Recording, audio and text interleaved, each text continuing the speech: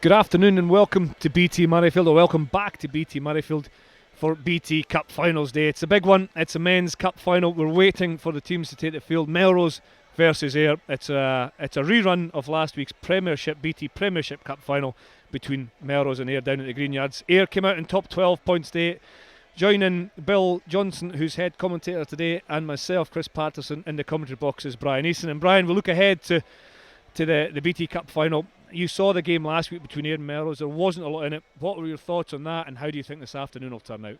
I think this afternoon will be just as you say, Chris. It'll be a very, very tight game. It was very tight last week, 12-8.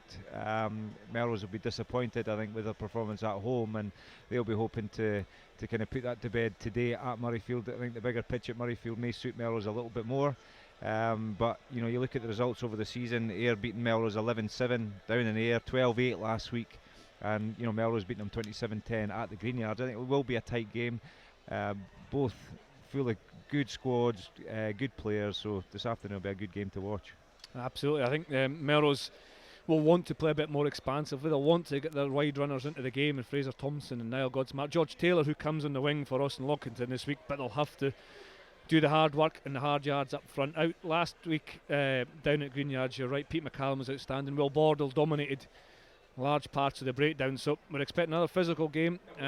Before the match this afternoon, we've had wins for Hillhead, Jordan Hill against Murrayfield Wanderers in the Women's Cup final. Stewartry Sirens came out on top against Stirling County, and Geary won as well, beating Kirkcaldy. And the only other men's game so far, Portobello came out on top of Blair Gowrie. And at 5:45 here at BT Murrayfield, we've got Murrayfield Wanderers versus Carrick. So a lot of rugby being played, a lot to come ahead of us, and we're really excited about this match, the culmination of the BT Cup. We're now going to hand over to Bill Johnson, our commentator, who's going to take us through the teams just as the players are going to arrive onto this turf here at BT Murrayfield. Bill, how are you this afternoon? Looking forward to this one, and I believe you've got the team sheets for us. I am indeed. This is a glorious day for a game of rugby here at Murrayfield, and of course on this hybrid pitch we can expect top class stuff from the players, and they will enjoy that surface as well. Melrose have tweaked their team a little bit from last week because there's no Austin Lockington this week. George Taylor is in the wing. So here's the Melrose lineup. Fraser Thompson starts at full back.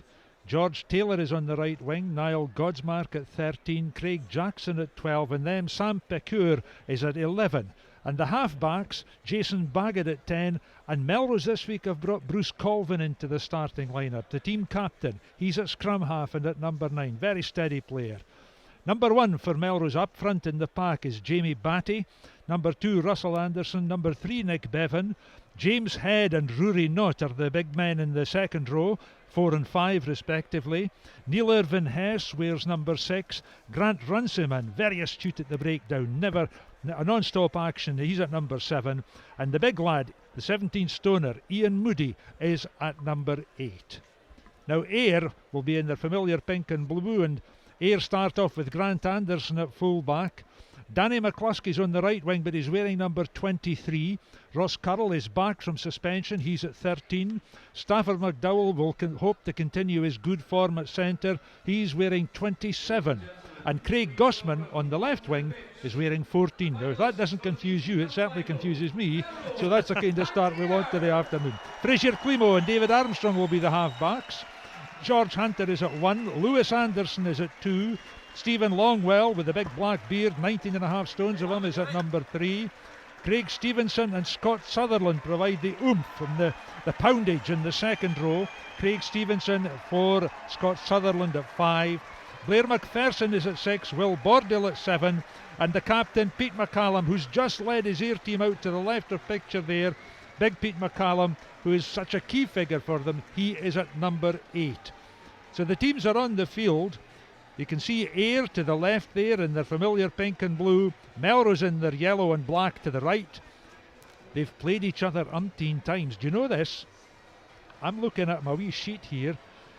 Ayr have had 3 cup wins, and on each of the 3 occasions they've won the cup, they've beaten Melrose. There you are. That's a little tidbit, and I wonder if that's just an indicator of how things might progress this afternoon. However, we will see. Chris, great conditions, great underfoot. You would have enjoyed this, so would you, Brian.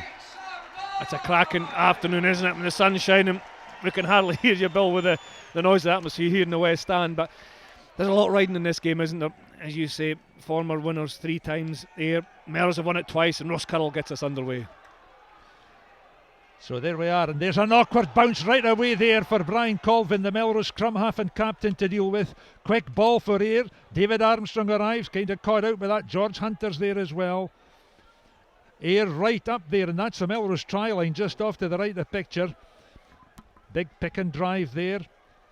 There's Scott Sutherland, number 5 for Ayr, burrowing it, and the man there with number 1 on his back for Melrose, Jamie Batty, almost offside. Chance out here for McCallum. He's got McCluskey in the corner. Dramatic start. Score for Ayr. McCluskey in at the corner for Ayr. Just the awkward bounce 30 seconds ago, and Ayr have capitalised on that. 5-0. Melrose 0, Ayr 5. Well, it all came from the kick-off, doesn't it? Ross Currell making his start this weekend after coming back from suspension with a lovely kick-off. There was confusion in the Melrose ranks. Grant Runciman let the ball bounce. I think Jason Baggett was in around the ball as well. And first to react was Pete McCallum, their captain, getting back from his man of the match performance last weekend. He pounced on the ball, and it was just a case of recycling possession, going through the phases and moving it out right to Danny McCluskey, who squeezed in the right-hand corner after 41 seconds. What a start for Ayr. Melrose are shaken. That is McCluskey's 13th try this season. He is absolutely lethal when he gets close to the finishing line. There's a bit of Tommy Seymour about him, I think, now and then when he gets the wee sniff of the whitewash. And the assist or the last pass came from that man McCallum as well. Lovely time, ball just at the right time, and Danny McCluskey squeezed in at the corner. This is Frazier Climo, about to try the conversion attempt. He's kicked 47 for Ayr this season. Will this be number 48? Nah, just faded off to the left, as you could see. So it remains Melrose 0, Ayr 5. But what a dramatic start to this cup final, this BT Cup final. The 22nd time they've played for the cup here at BT Murrayfield. Well, Melrose just simply haven't touched the ball. They couldn't get their hands on the ball. The defensive shape was okay, but they couldn't contain Ayer's excellent start. So sharp to the loose ball and so clinical with the finish. Here come the big guys again. McPherson hits it up for Ayr. It's going to be a real battle of the big men. Again, of course, this week, Climo pops it out. Anderson with a great piece of piracy there by Melrose, just as McCluskey got a wee sniff of the open prairies. And I'm just looking to see, I think that is... it's Patrick Anderson, It's Patrick Anderson who's it's listed as Sam Pecker in the team sheet, but it is Patrick Anderson, definitely, because he played at the Sevens. Yeah, no, he's a good young player, Patrick Anderson, and some of the age grade squads. He was, I think, 23rd man last week in the BT Premiership final, and obviously Austin Lockington has been replaced by George Taylor, but it looks like there's been a problem to procure as well. I think line-out is going to be very important in this game today, and of course Ayr are without their big giant, the 6'8" of Robert McAlpine, who's injured, but they've brought in Craig Stevenson, who's 6'6". He still takes a lot of feeding, and he's only 19. So his mother's going to have to look after his rations for a year or two yet, I dare say. Yeah, and we don't want to keep harping back to last weekend's fixture, but Robert McAlpine was outstanding for Ayr, and in the set piece, but also in his carry, and him and Longwell carried really hard. Scott Sutherland obviously had a starring role in the line as well, so they're a very settled pack in Ayr. They'll miss Robert McAlpine, but Scott Sutherland's off to a great start. So 5 points to 0. Ayr have the advantage. Melrose 0, Ayr 5. They've played 4 minutes in the first half of this final. There's a great take in the line out. That was I think young Stevenson that time. There they go again. Ian Moody right in the thick of it for Melrose. Melrose in yellow to the right of picture, of course. Jamie Batty ready to come round the front as Armstrong kicks high. Anderson takes for Melrose. Is buried under a couple of pink and blue jerseys there. One of them was Danny McCluskey, who scored the opening try. Baggett comes in at scrum to play scrum half. Russell Anderson hits up for Melrose. Craig Jackson. And this is Armstrong. That's a very good pass there from Armstrong. That brought the best out of Grant Anderson. Made the fullback run onto it. Good cover by Melrose on that far side. Lloyd Linton, the referee, as Chris mentioned at the start. He's assisted by Finlay Brown and Stephen Turnbull. Another penalty going Ayre's way. Ayre are in control, aren't they? Certainly a great start, obviously, with a try, but since then they've defended reasonably well, but they're moving the ball really swiftly in attack. That was an excellent pass, as you say, built from David Armstrong, pulling Grant Anderson onto it and taking away the Melrose defenders in the counter-attack. Their set piece has been strong. As you say, Sutherland took that last line under a huge amount of pressure from Melrose. It's good to see I think a defensive team in the line out going up and challenging, making it difficult for the team thrown in to win the ball. I wonder if Melrose will compete here or will they try and stay down and expect to drive. Another lovely jump in the line out. Young Stevenson doing what's necessary there. Oh, this is great stuff. Ayre again waxing very strong. Melrose on the back foot. Look at these big Ayre forwards hitting into these contacts. Climo again, lovely stuff. Dancing feet for Ross Currell. Back it comes. Actually, it might have been Gossman. Doesn't matter. In we go. It was Ayre.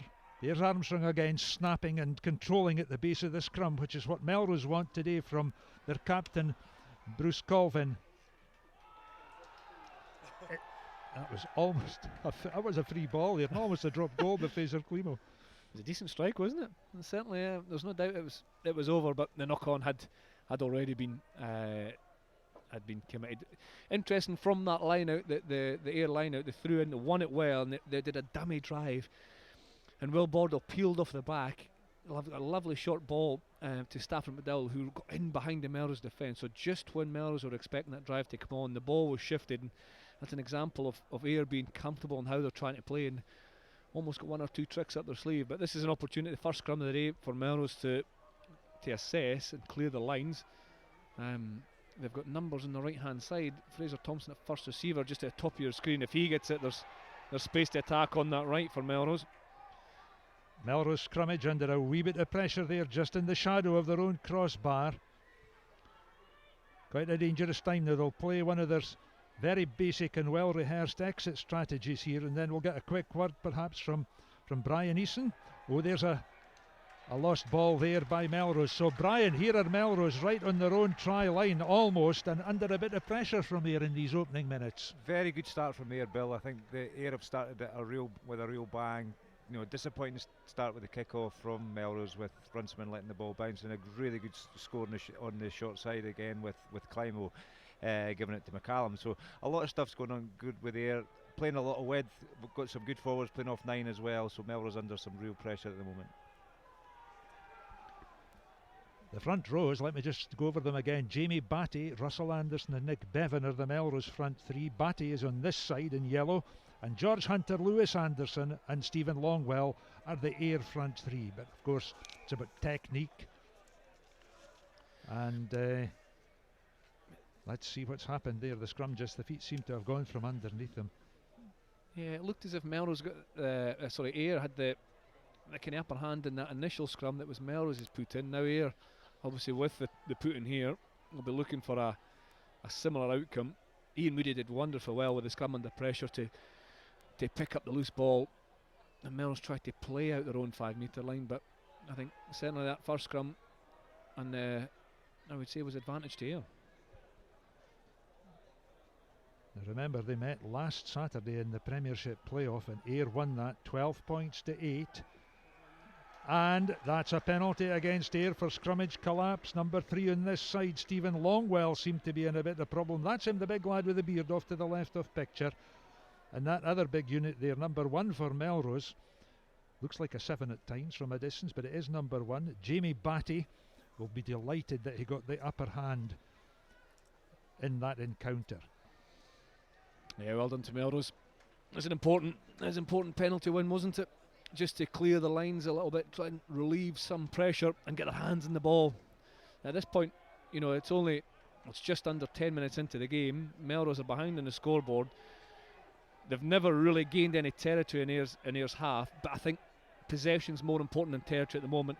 From this, I think Melrose will look to win the ball, keep the ball for a number of phases, and try and manipulate the Ayr defence. Ian Moody with a lovely two-handed take at the tail of the line out. There he is. You can just see his head sticking up on the far side of that maul. Black sweatband, number 8 on the back of his yellow jersey. Ayr seem to have collapsed that maul. There's a penalty coming Melrose's way. There goes lovely running there by Jason Baggett. Good break by Melrose. This is the best we've seen from them in these opening minutes, because we're 10 minutes into the first half. Again, Melrose taking it at Ayr, ball in hand. Just two little flickers of enterprise there that we've seen from the Borderers in the last 30 seconds. Yeah, much better. I think it underlines the quality of the two teams. We've had Ayr starting particularly well, but then that final or minute or so that we've just seen, the last minute or so from Melrose, was real quality. A good line out through, a good take from Ian Moody at the tail of the line out, and a really concerted drive that certainly made about 4 or 5 metres at least, and then Baggett noticed the space on the right hand side. He attacked it, Godsmark went with him, and Baggett was able to get that offload away. As the ball was recycled here, I think that's a penalty to Melrose. I don't think it was Blair McPherson can do that. His offside position is interfering with the player who was starting at 9. Here got away with that one. There we go. There's McCallum at number 8 feeding out wide. Here's Gossman. These twinkling feet of this little winger away on the far side there is like a wee firefly darting about. And not getting too far this time. Line out, Ayr ball in the sunshine, but the jumpers will have their backs to the sun, so it won't bother them at all on that side of the field. I see the pitch side stand as well here at BT Murrayfield, young and old. Back in my youth, we used to call that the working man stand, when you couldn't pay for a seat and you just came in and stood in the terracing. Up close to the action. Here's the throw in then. This is going to be by Lewis Anderson. We've got two Andersons at hooker today. Lewis Anderson for Ayr, Russell Anderson for Melrose. Ayr get ball, Armstrong out it goes, Bordill, Climo. This is Ross Carroll over the halfway line. Great ball to McCluskey. McCluskey trying to get outside the young lad Anderson, but he couldn't. So young Patrick Anderson doing very well on this touchline there, just to cut down the Ayr winger in full stride. That was an excellent tackle by Patrick Anderson, because he had a lot to do. The intricate peel move off the line out from Ayr had Will Bordle feeding the backs, which gives the backs more attackers, more numbers in attack than Melrose could get in defence. And Niall Godsmark bit in a little bit in the outside centre position defence, leaving Patrick Anderson a lot to cover. We know how dangerous McCluskey is with a try already, but Patrick Anderson did do it. Here's the extra pass from Will Bordle, freeing up Climo, and then from this position, Ayr have more numbers than Melrose. There's Patrick Anderson having all that ground to cover and executing an excellent tackle. Godsmark got back well to intercept too. Good attack, good defence. There's the big boys having a wee get together in a maul. McCluskey again being brought in from the open side this time. Melrose fighting like cat and dog in there to try to win this vital turnover ball, but they can't. Ayr again. Oh, and Melrose have got a penalty this time. Holding on after the tackle. Just quite tense out there, I think, is the way that we would describe that. Yeah, I think so. I think that's carrying over from last week. I suppose the general review from last week was that Ayr bossed the breakdown. They won the contact space, and Melrose, well, Robert Christie, the head coach, he'll be snapping at their heels all week, making sure that didn't happen again. And it was a really good turnover for Melrose there. Ayr had to work really hard to keep the ball. Eventually had to give away a penalty because of the pressure at the breakdown. And it wouldn't surprise me if 1 or 2 words were exchanged, hence the flare-up. Jason Baggett then with that penalty taking play just up to the halfway line, where these big Melrose forwards will be hoping to re-win the ball. You can see the breakdown there and the ball bouncing around in the loose. There's the take-in, and then at this situation here, the ball is not released after the Ayr player has been tackled, and that earns Melrose a penalty. Yeah, it was Nick Bevan, I think, that got himself over the ball in a good strong position. There's another little bit after Jamie Batty again with Craig Stevenson. He's only 19, Stevenson. He's got number 4 in the back of his pink. There he is, just off to the left of that halfway line. Big lad with a white sweatband round his head. 6'6", 17.5 stones, and he's only 19. Let's see who gets this one. Right over the top, lovely, beautiful throw there by Russell Anderson for Melrose, and well taken at the tail by Melrose's jumpers. Now they're going to try to do a wee bit of bossing themselves now. The drive, the control, and another penalty coming Melrose's way. Oh, there's somebody being poleaxed out of it. High Gary Owen. Up comes Armstrong, knocked on and picked up by James Head for Melrose. I get the sense now that Melrose are beginning to get over any initial nerves, if they had any. Yeah, they're certainly more controlled, aren't they, Brian? You see the kind of early moments went there, but a couple of really good driving mauls from Melrose at the line out have given them territory and possession. They have, and I think you've seen a couple of different styles. It's kind of different from last week, actually. Ayr playing that little bit wider. Really interesting to see some of the breakout plays from line out. As you say, Will Bordeaux's done a lot of stuff in playing with 9 and giving them an extra man. Ayr are just maybe pushing the runners in front of the ball a wee bit too early and allowing Melrose to make the possessions on the outside. But you see here, Melrose is really going through the guts of them, getting a penalty there, and now they've kicked in here a good driving position for Melrose. Full length line out then, this will be. And there's Davy Armstrong just knocking on. Here's the line out. Russell Anderson with the throw. James Head is number 2 in the Melrose line out. That's him with the fair hair, just 2 from the front, but it's Ian Moody who jumps and takes beautifully. Now Melrose will be looking for some reward from this territory and this possession. Look at the flat backs there as they prepare to drive this maul. Anderson with the ball at the back. James Head comes to help him, number 4. Still Melrose batter on. Ayr having to try to stem the tide.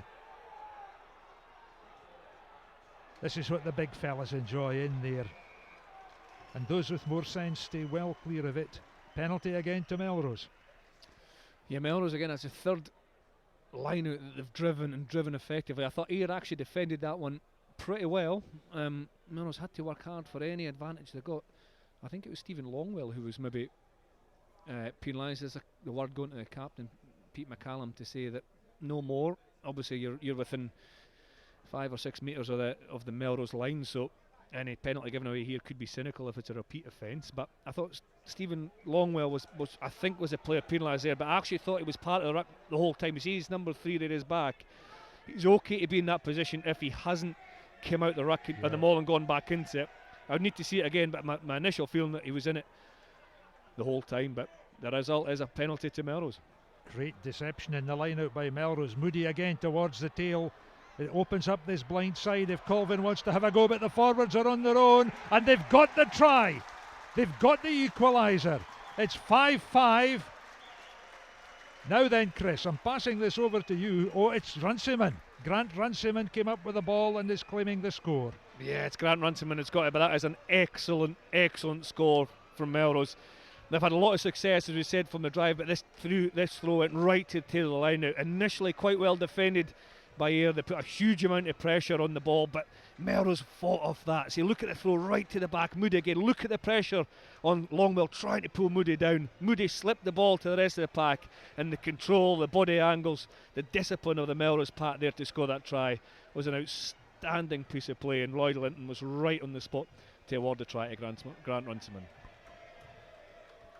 Now, let's see what Jason Baggett, who's on your picture here, let's see what he can do with this conversion attempt, which, in these conditions, which are windless to be perfectly honest, are pretty good.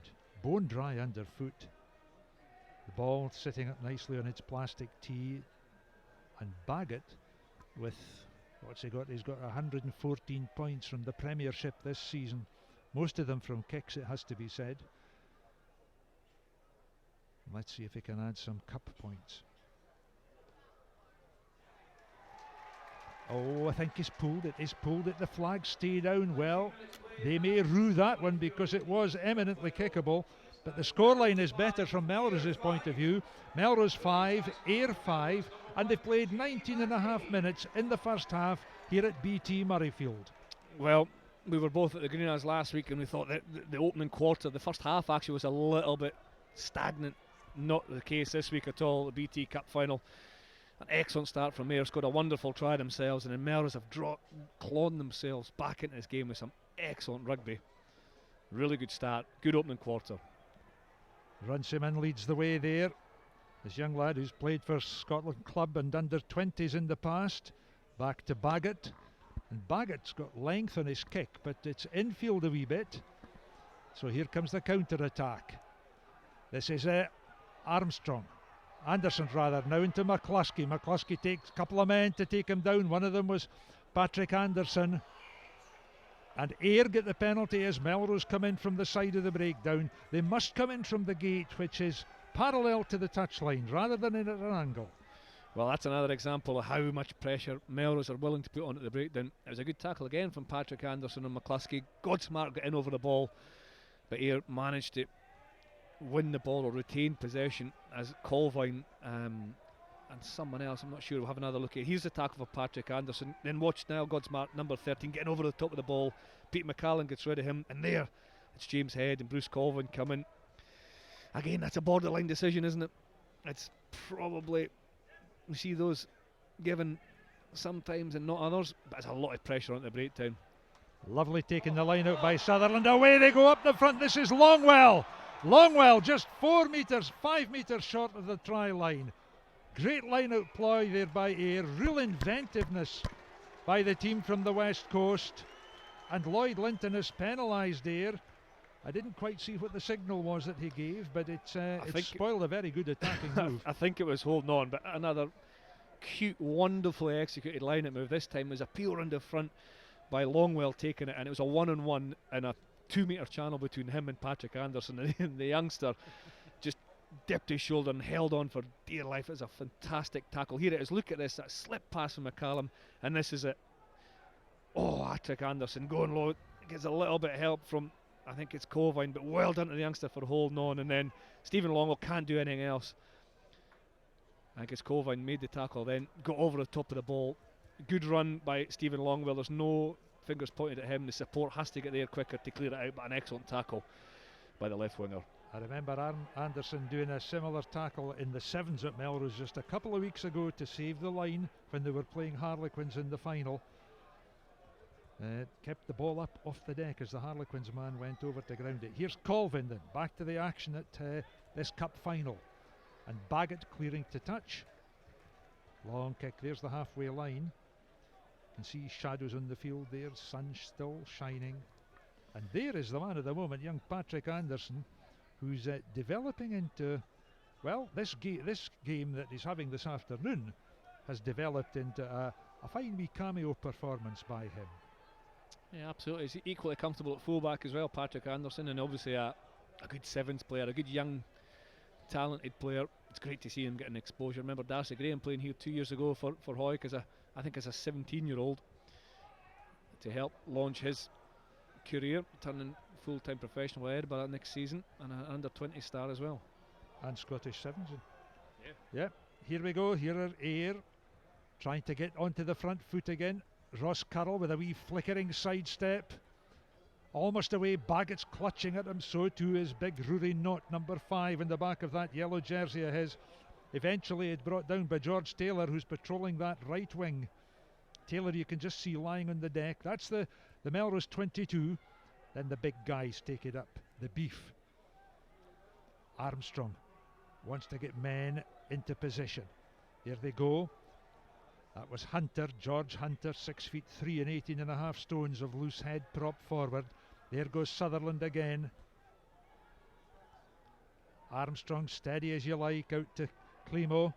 Back in field to Stafford McDowell. Oh, and there's yet another penalty. Well. Now you can see the position of that body. That's McDowell, I think, who's been responsible for non-release that time, Chris. Yeah, again, a similar.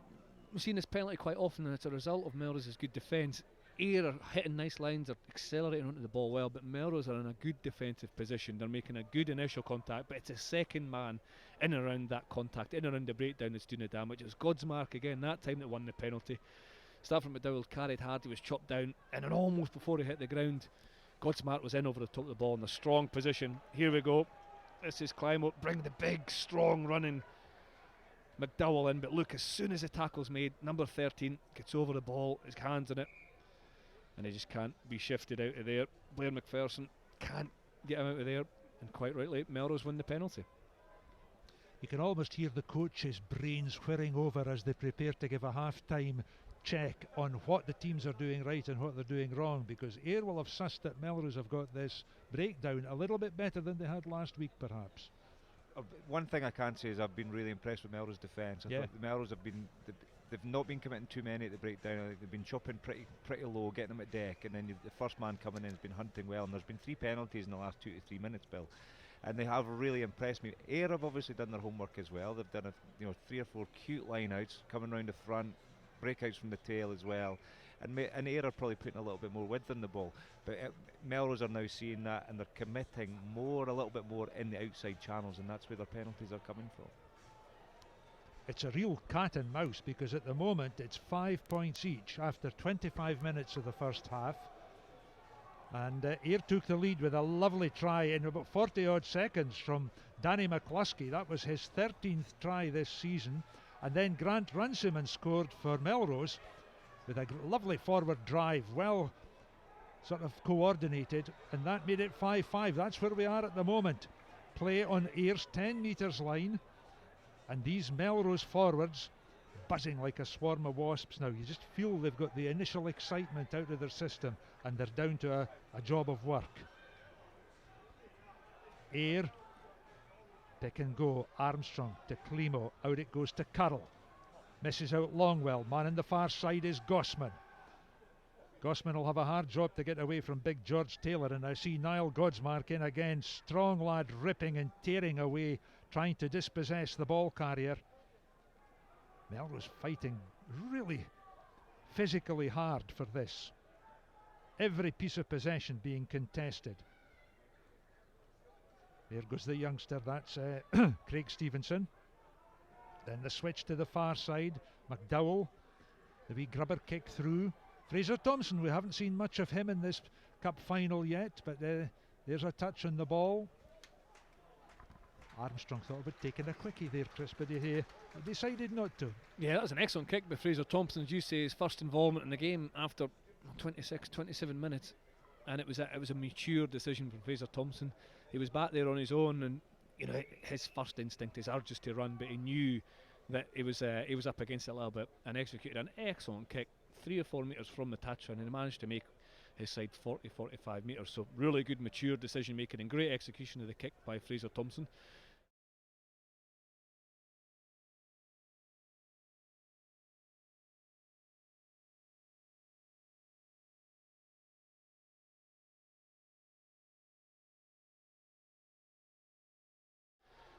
Of club rugby in Scotland. Back goes Climo to tidy up after a messy piece of distribution there by Ayr, and there's that strong left foot from the former Taranaki standoff. The New Zealander kicking there to touch and finding touch on Ayr's 10 metres line. Yeah, I wonder if we'll see another drive from this line out. Melrose have had success obviously in the lead up to the first try, and it just almost try and hammer home their territory by keeping hold of possession here, trying to pull in some more Ayr defenders. It's a full line out again. This is Russell Anderson with the throw, Melrose hooker. Nicely taken there by Irvin Hess. Chance for, that's George Taylor coming in off that right wing, and another penalty against Ayr. Now I don't know what the penalty count is, but it must be about 6 or 7 against Ayr. Brian Easons is taking tally marks. He'll never count the ball up. It's run out of fingers. There's 7 penalties against Ayr, and that one, I think that was a penalty. It was really, really difficult for Will Bordle. He made an excellent tackle on George Taylor, who was first receiver in the attack, and then he popped his feet and got his hands at the ball. Now that would have been fine if no one else had been part of the ruck, but I think there was actually a clear out had taken place, so therefore a ruck had been formed. Now the clear out had moved away from where the ball was by the time Will Bordle popped his feet, so he probably was unaware that had happened, and he saw the ball, he went for it, but quite rightly a penalty against Will Bordell. And Jason Baggett, as you see the 10 metre line, just to the right hand side of the post, and no more. This will be about 41 metres max, within range for Jason Baggett. He missed his first one just from inside the 50-metre line on the left hand side, the conversion of it. Melrose's first try, so they're looking to put that right here with a good strike and try and put his side ahead for the first time. I'm going to come back to you and ask you what was your longest goal kick that you ever kicked. We'll do it after Jason Baggett has kicked this. So those of you listening at home on Scottish Rugby Television, just here's Chris Patterson is good. He's racking his brains now, I can tell you, but let's focus on Baggett for the time being. This would put Melrose ahead at 8 points to 5. Good contact, plenty height and distance, and the flags indicate success. Melrose ahead for the first time in this cup final by 8 points to 5, thanks to Jason Baggett's penalty kick. Chris Patterson, what was your longest goal? Well, we're talking about 46 metres, I think, on a good day with the wind behind and the sunshine and at altitude with a warm ball. Otherwise, at Murrayfield, about 42 metres, I think. I couldn't kick it very far, but that was an excellent kick by Jason Baggett, because the pressure of missing your first kick and then the length of that kick at the time in the game, he dealt with all that. He executed his technique very well, and a fantastic strike, putting his side ahead. Bruce Colvin feeds it out, taken up by the Melrose pack.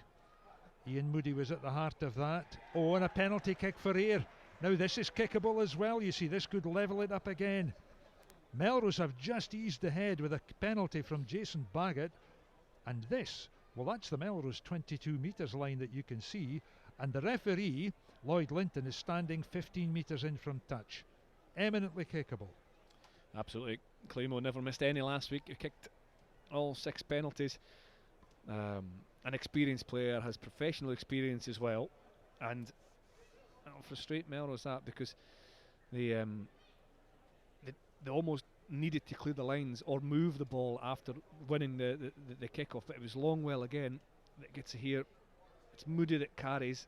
Longwell makes a tackle, and then look, as soon as Moody hits the ground, Longwell's in that position. James Head has to be a wee bit lower and drive underneath the tight head prop, but that's what the penalty was awarded for. Good play by Longwell, and now Climo has the opportunity to draw level after 30 seconds since Ayr fell behind for the first time. Melrose worked very hard to earn that last penalty to put them ahead, but this could make it all square again. Lovely kicking conditions today. Here's Fraser Climo. The ball up and over, and it is all square. And the clocks tell us that they've played 31, almost 32 minutes in the first half. 8-8, and Climo adds the penalty points. Chris, you were on about playing at altitude, but did you ever play at altitude and find the ball flew further and longer? A little bit, yeah, in South Africa and Johannesburg and Pretoria at the high. It does fly. You still have to strike the ball well. If you don't hit it well, it won't fly any further. But if you do get a good strike, it certainly does travel that extra 2 or 3 metres, which, well, when my range was so short, it made all the difference. But you were accurate. You were accurate. Here come Ayr again. This is Sutherland and McCallum in the thick of it, as the Ayr forward circle to give David Armstrong a bit protection there. Underneath that ball was Baggett. Here's Fraser Thompson now. Fraser Thompson can scoot, and he's got away there from the clutches of Fraser Climo. Up the touchline go Melrose. Desperate for quick ball. Turnover. McPherson. Out it goes to Armstrong. Room in this side for Anderson. Oh, and he's kicked, and I think, has it slid out too far? Oh no, it hasn't. It stayed in. I thought it was going straight out. Craig Jackson did well to feed back in, and that is a very good return kick. It landed on the touchline, so they have to go back. It was just millimetres on the touchline and no more. Yeah, it's unfortunate, wasn't it, for Jason Baggett? I think it was some really good decisions in that play as well. Fraser Thompson opted to counter-attack. Now Godsmart got away on the outside and looked as very, very dangerous, but unfortunately for him, turned the ball over at the breakdown, and then the spacing behind the Melrose line was seen and found with a kick, I think, from McCluskey. It's so little and it's so finely balanced, isn't it? It's similar to last week on the scoreboard and on the field as well. It's ebbing and flowing, but it's so finely balanced. Brilliant jump there by Sutherland. That was really good line-out work. Oh, here goes Bordell. This is his last game, of course, for Ayr because he's leaving to work in London. Then taken on by George Hunter. Excellent work, and Baggett had to do well in the tackle there. Climo with a wee show, but no go because he was well caught by Melrose's cover. Ayr desperate not to concede another penalty at this crucial time. Hunter again, dispossessed. Scooped away. Chance here for Colvin. Thompson cool, gets the ball away. Wee Gossman on that far touchline. Here he comes. There's a wee chip over the top. And he's got the pace to get there. Jackson was quick to cover. Look, it's end-to-end stuff here. They really are giving the ball Ayr. This is Stafford McDowell, and out here is the first try scorer, Danny McCluskey. Brilliant tackle there. That, I think, was Rory Knott who was in on that one. Here they go again. Look at this counter-attack. What great rugby. McPherson there. Up the touchline they go. Here come Melrose on the counter. Godsmark now. Good club rugby now. High quality stuff. Colvin leading out. Batty is there. So too's Runciman, but that's McDowell's got a hold of him. Going to come out in the Melrose side. Yep. Baggett just steadies the ship. Look at the length on that kick. Way down. Armstrong under control. Or is he? Yes, he is. I thought it was going to be nabbed from behind there, but he got away, had the pace to get away. There's the feed by Hunter. Here goes Lewis Armstrong, the hooker, with the grey scrum cap on.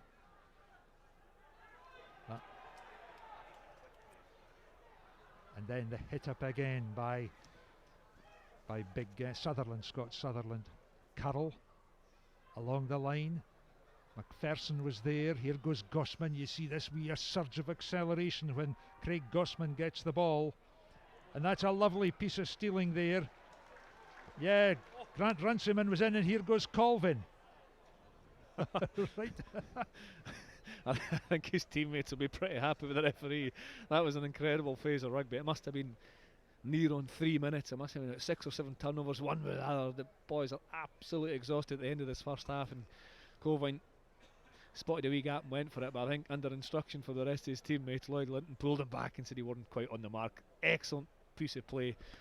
Most of the pressure coming from Ayr in terms of territory. They were dictating where that part of possession was played, but there was some wonderful work at the breakdown for turnovers both ways, and I think whichever team can get the ball away from the turnover quickest will find some more space. Initially, as soon as that ball's turned over, you can really do damage if you get the ball 2 or 3 passes wider. As the crowd continue to watch on, and they'll be the same as us, Bill. There is so little between these two teams, two quality teams, decision making and execution. I say just 2 minutes out from half time and we're all square, 8 points apiece. You know, in the Premiership, way back in September, Ayr beat Melrose 11-7. In December, Melrose beat Ayr 27-10. Last week, Ayr beat Melrose 12-8. Only on one occasion in these 3 games has there been anything really in between the teams. And of course the cup finals, which these two have contested 3 times, and Ayr have won all 3. Now there's a bit of piracy there by Carroll. Good ball by McDowell. Out it comes. See the bodies flying in. That's Craig Jackson fighting hard. And a flying up tackle there by James Head for Melrose. Still Ayr with the ball under control. Climo brings it this way to the touchline. Good kick there by the big standoff. Yeah, it's just calming everything down, using all his experience. Melrose again getting the upper hand from that driving maul. That one must have gone 10 metres. And then an intricate play where they had, I think it was Craig Jackson at first receiver, fed the ball back inside to Jason Baggett, who made a lot of ground. He got in behind the Ayr defence, but ever wise, ever sharp Ross Carroll intercepted the pass, and Ayr were able to clear the lines. But certainly the area of strength for Melrose at the moment is that driving maul, and what they're doing in and around the breakdown. For Ayr, well, they look very dangerous when they move the ball wide.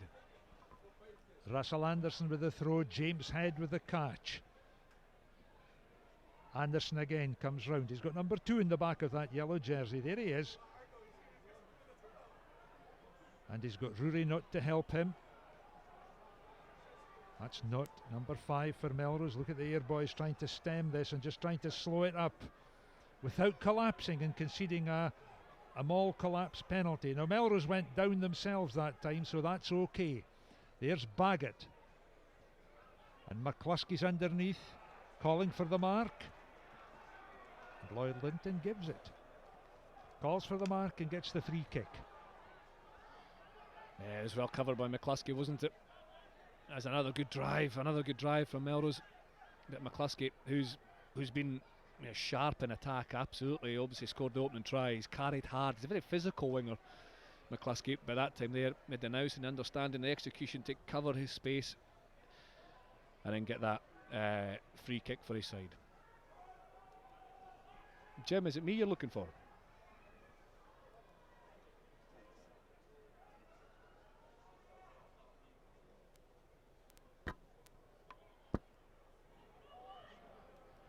So there's the line out then. Russell Anderson ready to throw.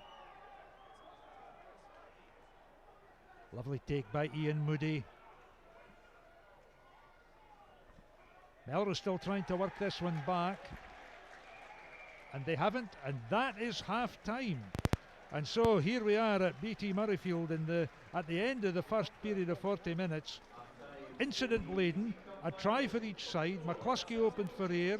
Runciman levelled for Melrose, 5-5. Melrose went ahead with Baggett's penalty, 8-5.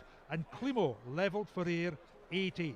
So we reach the turn. A try and a penalty each. Melrose 8, Ayr 8. Chris Patterson alongside me. Thanks, Bill.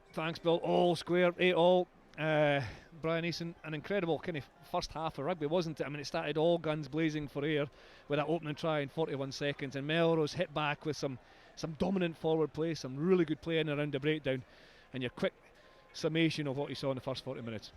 First 10 was all Ayr. Melrose then came back for the next 10, and the next 20 minutes was actually, it was kind of cat and dog stuff. It was really a lot of turnovers, 8 or 9 turnovers at one stage. There was a phase play that went on for 3 minutes. It's actually the teams are trying each other out. Melrose have been outstanding, some of their line-out mauls, and some defensively. Their defensive work on turnovers has been good as well, which has actually then changed the game for Ayr. If Melrose look to play the ball a little bit quicker from breakdown, I think they'll put Ayr under a little bit more pressure. Ayr have been good with some of the line-out plays, of some intricate plays there. Callum Forster's obviously worked quite hard on that, and they've played with a little bit more width. Both sides just need to keep on a hold of the ball for a little bit longer. Yeah, absolutely. Well, Brian, you mentioned the coaches. We've managed to catch up. Scottish Rugby TV's managed to catch up with the coaches, and we're going to have a look now at what the guys have said. Callum Forster as the head coach of Ayr, Robert Christie as the head coach of Melrose. Scottish Rugby TV caught up with them earlier in the week. You look back at the history over the last few years between these sides. There's been an awful lot of very tight, close encounters. Both teams have, a number of great players across the park and can play that good attacking style of rugby. But sometimes when it comes to that cup final, knockout rugby, you just need to stick up the jumper and do what you can do at these points. Look, credit to Ayr last weekend. I thought they did what they needed to do, and to go away from home and get a result is really difficult. So a lot of credit to them. But you're right. The boys, that's what we talked about in the huddle after it. It's like, okay, that's gone, but let's now focus on this week. The ability to get the release of professional players, get them playing at the longer levels, to have Finn Russell playing in the Premiership is, it's incredible for a lot of the guys are playing with and against them. Like Curry you mentioned there, have a lot of quality Scotland under 20 guys playing, and it's really given these guys a platform to then step up to the next level. It's always great to come to the National Stadium, BT Murrayfield, and hopefully we'll get a big crowd and it'll be a good atmosphere. And there's obviously, it is a festival of rugby as well, the club game, so hopefully it'll be packed and we'll get some good rugby played. Well, that was the head coaches there. They'll be, I think, Brian, pretty happy with the first half in many ways.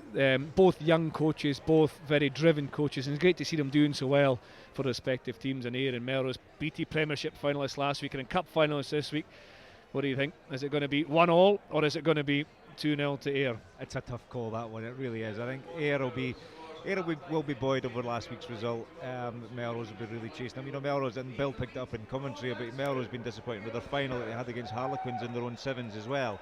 So Melrose will really be wanting to put it to bed and finish their season off. But you're right about the two young coaches, two very good coaches. You can see different styles and the different ways that they're playing, and obviously trying to get one up on each other.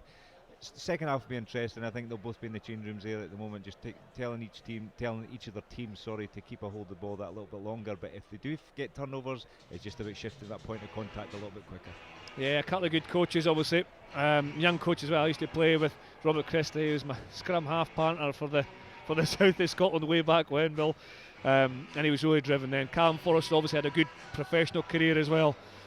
And they're the forefront of their clubs. We've also at Scottish Rugby TV managed to catch up with both club captains. Bruce Colvine, the Melrose captain, who starts at scrum half this afternoon, obviously, and Pete McCallum, man of the match in the BT Premiership final last week. Also caught up with Scottish Rugby TV on Thursday. Let's hear what they had to say.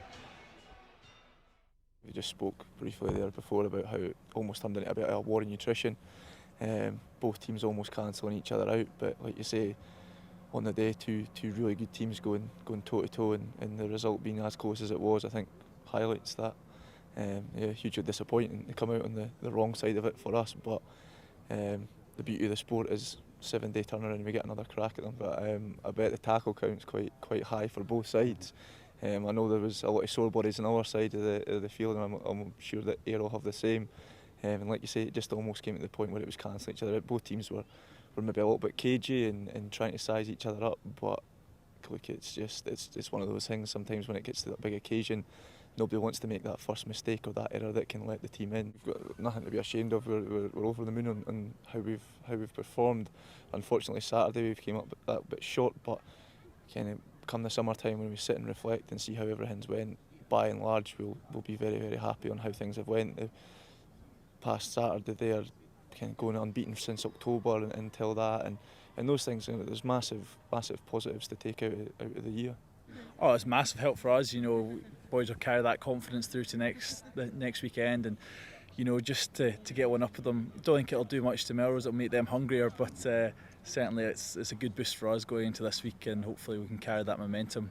If you look at the teams all the way across, there's no easy teams. Everybody's there, and there's been quite a few upsets throughout. We tripped up a couple of times when we maybe went in with the wrong attitude, but it's just shows the strength in the league, that there's never a game that you're showing up and you can expect to win.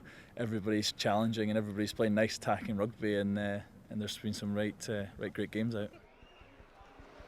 Well, there's the captains there. Obviously, both hugely influential players. Bruce Colvin started in the bench last week for Melrose. He came in to start, obviously, the game this side. Murdo McAndrew, a young promising up and coming scrum half, has moved to the bench. Two excellent players have got, and I think Bruce Colvine's brought a bit more physicality that maybe Robert Christie would have been looking for in him, because he is an abrasive 9, isn't he, Brian? He is an abrasive 9, and you saw down when Ayr were attacking earlier on today, when Niall Godsman made the tackle and Bruce Colvin with some really good turnovers. He plays like an extra back rower in there, and he does bring that little bit more abrasiveness, and he looks good. He looks good on the ball as well. But Murdo McAndrew, if the game opens up later on, the last 20 minutes, he's a good young 9 that can come on as well. Yeah, it's a beauty. All teams need a deep squad, don't they? They need more than one quality player in each position. We're looking now at some of the highlights for the first half. This is a nice offload. This is a guy you work with every day, Jason Baggett, getting his hands free and setting Niall Godsmack off. Yeah, he's a good young player, Jason. Bill's again talked about in commentary. He's got a huge boot on him as well, and you see him. He got caught there just at the base there, unfortunately. But he's a strong lad. Great offload he gave earlier on, and he just brings something. And this is we saw Callum Forrest, this is one of the intricate moves off the back. What are we looking at? Will Bordwell free and Fraser Clymo here? It just gives them extra space to attack on the edge, doesn't it? It just gives everybody else that little bit more time. With the breakout there, it holds the defence off the back of the line out, off the edge of the line out, and just gives that a little bit more space. And here's just a different little bit of a style, the driving line out, and this is the try that they got. They shifted it off the back of that line out there. They stay on their feet. Their body positions are excellent, and it's a great score from Melrose.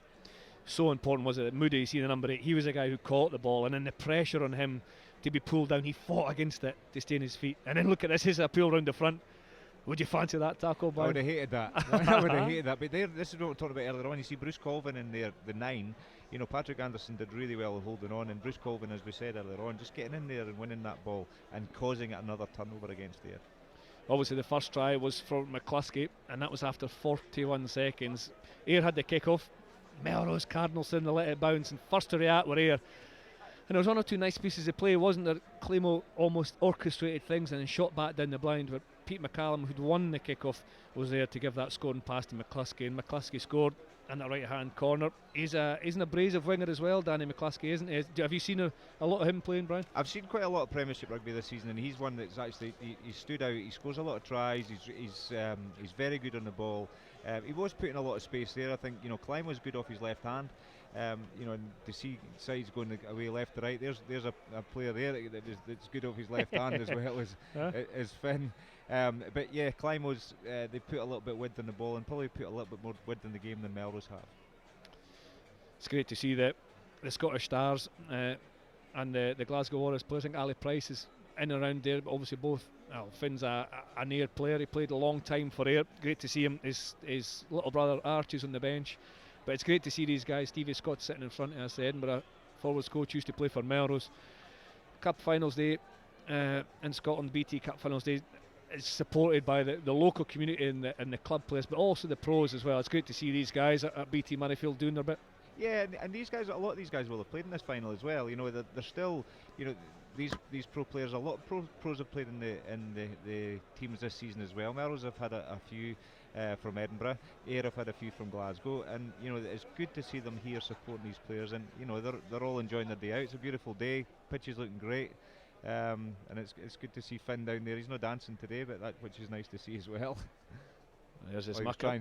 There's his mucker, Ali Price there as well. You'll probably hear his interview coming over our mics, but it's great to see these guys. Obviously, you've got George Hunter, who's been in and around the Glasgow Warriors side as well. Will Bordeaux was involved with Glasgow. These are just guys who are involved with Ayr, who've been involved with Glasgow. We'll go through the Melrose side as well. Stafford McDowell is in and around the Scotland under-20s as well. So these guys are all playing for Ayr. And have an affinity or certainly a link to Glasgow. On the bench, Justice Seardura as well. Rob McAlpine played for both, played for Edinburgh as well. And they got some game time, so they are involved in the pro teams. And obviously in the Melrose side, Jason Baggett, someone who's in the BT Sports Scottish Rugby Academy with Edinburgh, you work with every day. Jamie Batty's with Glasgow Warriors, Nick Bevins with Edinburgh Rugby as well. Niall Godsmark and George Taylor I've certainly had a huge amount of involvement. George Taylor in the academy and with Edinburgh. Niall Godsmark with Scotland Sevens. So you're right, there are a lot of players in and around the club game who are very valuable in the next generation for the future. And as you see, you're talking about these players who are playing there, and we're talking about Melrose, and I thought it was really exciting today or yesterday or even this morning. It could have been Lewis Carmichael, who's been playing for Melrose pretty much week in, week out. He's been involved in Glasgow, starting for Western Force in the Super Rugby. It's outstanding to see a guy who's gone across there getting a start with some seasoned Australian internationalists. So some real good stuff going on. Yeah, absolutely. And it's a link, isn't it, between the lifeblood, the club game, feeding the professional game if the players want to, and of course if they desire to. The club game isn't only about preparing players for the pro game, but it's a great stepping stone, especially days like this where you're dealing with pressure, you're playing an international field. You're certainly being challenged mentally in this game as well, because some of the decisions in attack and defence have put pressure on the players that they won't get week in, week out. Obviously intensity raises as the final. And what do you expect in the second half? More of the same, or will there be a fatigue element? I think there'll be a fatigue element in the last 20 minutes. I think the way the teams are playing, even the last 10 minutes of the first half there, the kick chases, we're not quite getting the numbers in the kick chase, so there's a little bit more space in there. So have a look to this second half when there are kicks, teams having an open up. We didn't see Fraser Thompson for the first 27 minutes, so then we saw him for the last kind of 10 minutes of that half, just getting a little bit more space. So fatigue will play its part in this game, and it will be a very interesting last 20 minutes. Well, the previous winners, we said before, Ayr have won this BT Cup 3 times in the season 2009-10, then again in 10-11, and then 2012-13, beating Melrose in all 3 of these occasions. Melrose have won it twice, in 1996-97, that was the second year of the BT Cup. The first was won by Hoyk, and then again in 2007-8. So Melrose have won it twice, Ayr have won it 3 times. The most successful teams in the BT Cup between Boroughmuir and Heriots, who've won the Cup on 4 occasions each. So we'll see how the second half turns out, but it's such a I was lucky enough, I was fortunate enough to play in the final and win the final in 1999 with Gal. I've still got vivid memories, and the players you played with on that day share those memories. So when you bump into them in the street or out and about, you ask them a question, really clear memories. It's a great occasion, and it'll be a great occasion for these guys as well. There's the replacements, Murdo McAndrew, as you say, there chucking the ball up and down. He'll be looking to make an impact. We've spoken of Bruce Colvin's physicality he's brought. Murdo's a very skillful little player, and as you said earlier on, Brian, we'll expect to see him at some point in the second half. I think these players will make a mark in the second half. The coaches, the coaches that we've discussed at half time will be looking at the players on the bench from now. He'll be speaking to these players inside. The players will not be used to playing on this size of pitch. It's a different style of pitch as well. We might see some boys go down with a little bit of cramp, and it'll be really interesting. I think the players that are on the bench that we see they're warming up will play a big part in this game second half. Well, here's the teams coming back onto the field for the second half. It's 8 points apiece in the first 40 minutes. BT Cup Finals Day here at BT Murrayfield. One of these teams will be lifting the trophy. Will it be Ayr or will it be Melrose? The coaches have done their bit. They've said their piece at half time, made 1 or 2 tweaks, see how that changes the game, and it could be the final 40 minutes of action for these players. Extra time is available if needed. The players won't really want that. They'll want to sort it in the 80 minutes. So as Bill Johnson will take us through the second half, we'll look forward to it. Jason Baggett getting ready to kick off the final 40 minutes of the season. Let's see how it turns out. And the next 40 minutes could define the seasons for both of these teams. Ayr chasing the league and cup double. They won it once in 2013. Melrose haven't won it since 1997. And Melrose are looking, of course, to kind of resurrect a bit of pride. Having lost the Premiership playoff to Ayr last week, they would like very much indeed to win this BT Cup final today. It's 8 points each at the moment, as Ross Currell kicks clear for Melrose, and Fraser Thompson does very well on the far side just to keep the ball in play and not teeter out over the touchline. Baggett, has he overdone that one? It's a big pitch, Murrayfield, and it's well caught there by Craig Gossman. Now what will he try? He's going to try and go through the lot of them. Well, the intention was probably good, but the execution wasn't quite as successful as he would have hoped for. Young Craig Stevenson gets battered back there by sound Melrose tackling. Here goes Will Bordill. Lewis Anderson, the hooker, providing a bit of protection. And Currell again with a high one.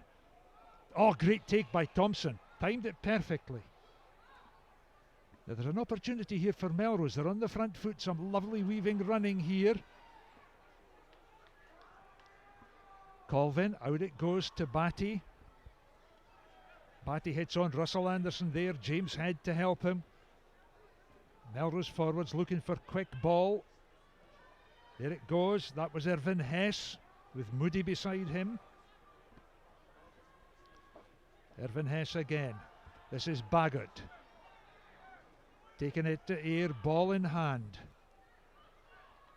Oh, Hess did well to get away from that tackle there from young Sutherland. Colvin delayed the pass just a touch there. Let's see what the referee's saying here. Is it offside by Ayr? I think they may well have infringed. Just poaching a yard or two, Chris. Yeah, it was a long advantage actually, and I like to see that from a referee, Lloyd Linton. Good long advantage. I know it's there's almost a discussion about when advantage stops, when's advantage over, but I think given a long advantage, given an opportunity for teams to break the defence is a good thing. It was a long advantage. Will Bordle just getting an explanation there. It was offside. And again, moving on from the first half into the start of the second half, every contact is hotly contested. Every kick is put under pressure. Every catch is under pressure. It really is top level stuff here at BT Murrayfield. And you can see how hard the players are having to work for the points on offer. Jason Baggett 1 from 2 at goal. Missed his first conversion, but a lovely strike on the 40+ metre penalty. Put his side 8-5 ahead in the first half before Ayr drew it level with a Fraser Kleinwell penalty. So this is his third attempt. That's a 22 you see. So it's about 26-27 metres out, and that's the 15 metre line closest to him and behind. So a simple enough kick as we look at it, but when you're standing over the ball, these are never simple. Baggett then for Melrose. This to put Melrose 11-8 ahead if successful. There is the distance of the kick, about 30 plus metres. And he is successful. Melrose take an early lead in the 4th minute of the second half.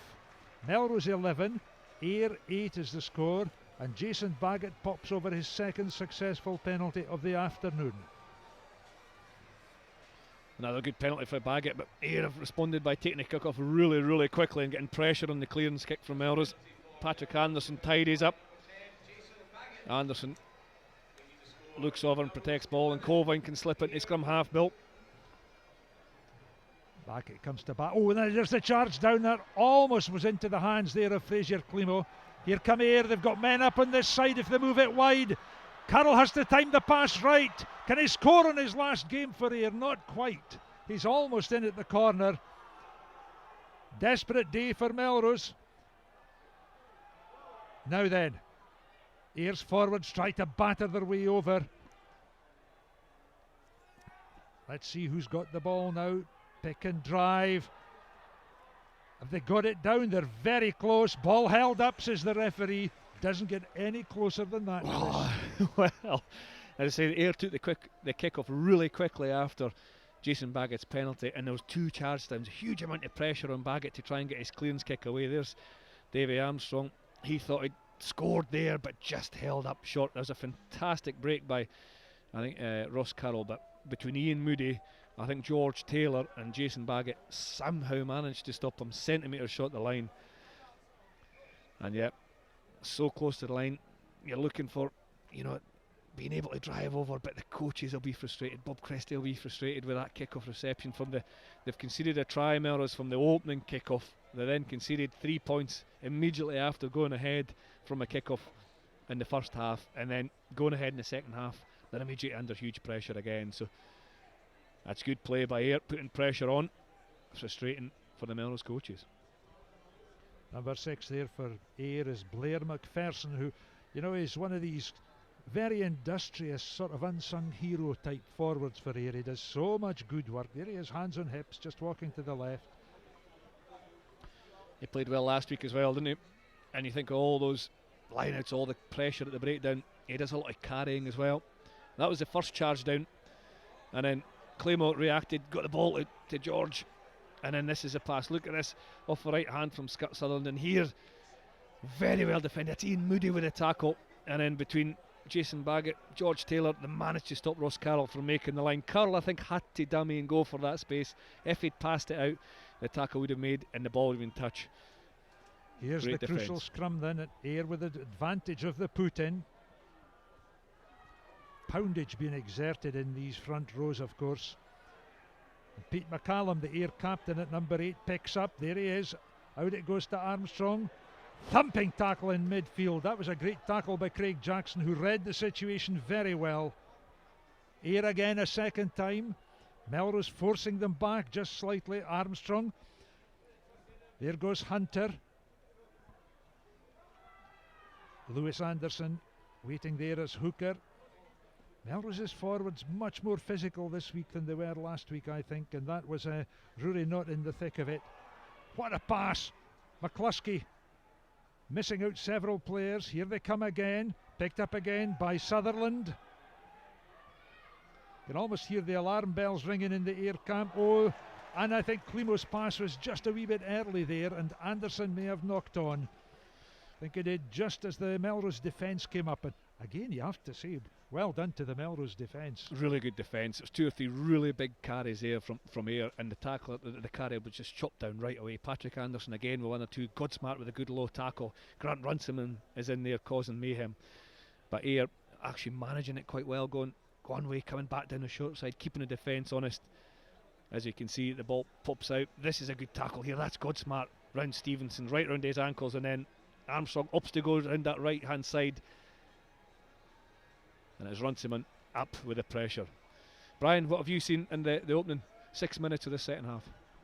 Well, Well, firstly, the Melrose they'll be disappointed. Just that first 4 minutes to go 11-8 up and then make 2 silly mistakes. But again, defensively we've been outstanding. I just wonder if the Ayr coaches have asked the Ayr players to start looking at short sides because Melrose have been really folding well. They've been getting a good line integrity, and that's now 2 short sides have gone up.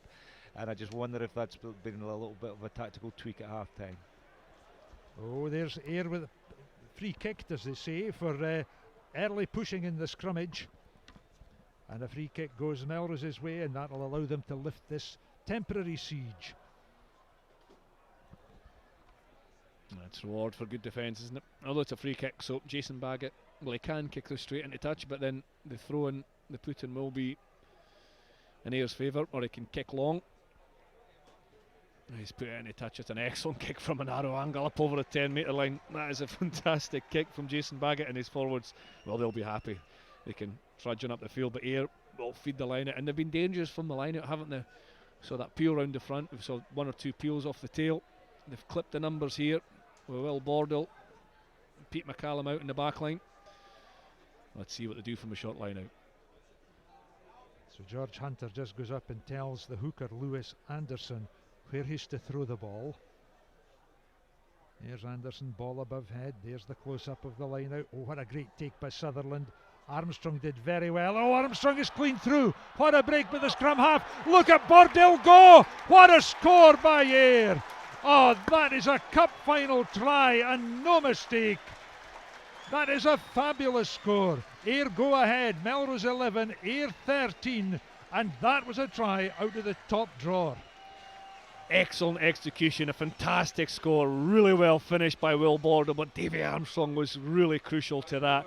We've seen that seam between the forwards and the backs, that space being attacked quite often. We said it off appeal, but this time it wasn't appeal, it was off the top straight to Davy Armstrong, and he ran at that space. Bordell and Pete McCallum were out in the midfield, so they were causing confusion. And then at the last minute, Dave Armstrong shoots through the gap. Will Bordell reads it and comes in a brilliant late cut that the defence have no chance of stopping. And Bordell had the pace, the power and awareness to finish from over 30 metres. A fantastic score from Ayr, really well executed. Good try. Now that really will have lifted Ayr's spirits. Not that they needed much lifting, I have to say, but they're back ahead again. And this is the man of the moment, Fraser Climo. He needs to nail this to give them the extra 2 points. And he has. And so 11-15 is the score now. That was a fabulous try by Will Bordell off a lovely break by the scrum half David Armstrong. It was really well done by David Armstrong, threatening that gap just off it to the line out inside the first defender, defending in the back line. And it was awareness of Will Bordell to almost to identify the break that David Armstrong had made, realised that the defence were all shifting over and coming on that late cut and blasting through the line and scoring his try. Jackson restarts for Melrose. Armstrong fields, picked up and driven on there by McCallum. There's McCallum, that must have been big McPherson. Yes, it was. Armstrong again, back to Climo. You know, it's like ham and eggs, isn't it? They just go so well together. Quick throw by Craig Jackson. Here's Fraser Thompson. What a tackle there by Gossman. Right on the touchline. Good stuff. Picked up by Rory Knott. Thompson again. This is Runciman. Runciman, who got Melrose's first try away back 18 minutes into the first half. What a game of rugby this is. Melrose 11, Ayr 15, and 11 minutes into the second half. And that's another lovely kick, giving Melrose great territorial advantage, but the throw-in, crucially, will go to Ayr. Yeah, it was a good kick, really well judged and well weighted, good execution, but I think there was an opportunity to pass that. It was, again, coming back down from left to right. Jason Baggett had, I think it was 3 players outside him, and big Scott Sutherland was opposite him in defence. So there was 6.5 a dozen. It was on to kick, and it was a well executed kick, but I think if it kept the ball in hand, it may have caused Ayer's defence some problems as well. Craig Stevenson there just jumps out the line out and leaves it to his pal Scott Sutherland. Good line out. Oh, not straight to the throw. You see, that's a wasted ball, isn't it? A wasted opportunity. And so, Yeah. the put into the scrummage will go Melrose's way. Yeah, that put-in looks like it's going to be from Murdo McAndrew, who Melrose have made a change at scrum half. So Murdo McAndrew will pop this ball into scrum. It's that's the 15-metre line just at the back of Ian Moody's boot. So there is a short side that Ayr will have to defend. They'll have to put at least one defender over there. If they don't, Melrose can take that space, but it's more likely that Melrose will attack the open side.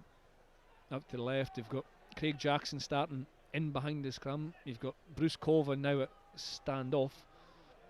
So is it Jason Baggett that's been replaced? We'll have to wait and see. But here's Murdo McAndrew. Jackson takes the ball. Knock on there, taken, intercepted by Ross Carroll. Carroll is away, he won't get away from Fraser Thompson. Fast ball out to the left.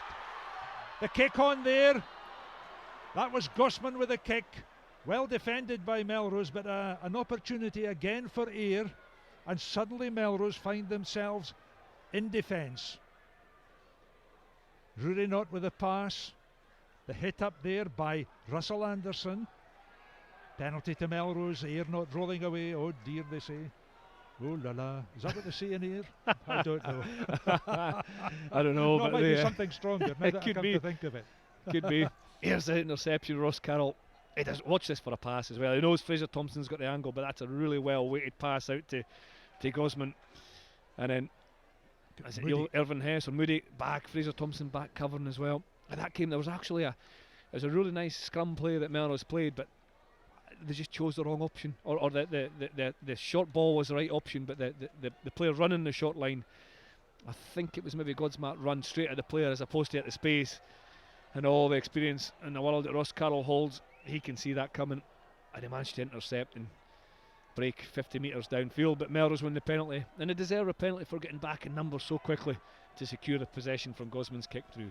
What Melrose have done is they've put Bruce Colvin on the wing and they moved George Taylor into centre, which is his normal position, alongside Big Niall Godsmark. And Craig Jackson has come one position in to play at standoff. There's the throw in. Oh, another steal by Sutherland.